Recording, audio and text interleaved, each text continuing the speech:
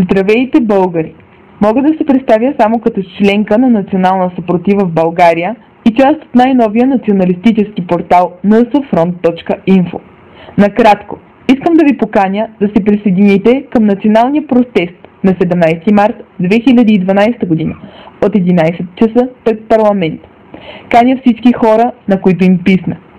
Каня всички безработни, всички пенсионери с мизерни пенсии. Каня всички ученици, студенти и трудоспособни българи. Разбира се, каня и всички български агитки. Също така искам да поканя и онези оттрепки от парламента да излезнат извън сигурното им убежище и да изпитат народната мъст. Ние от nsfront.info ще помогнем на създателите на протеста с каквото можем.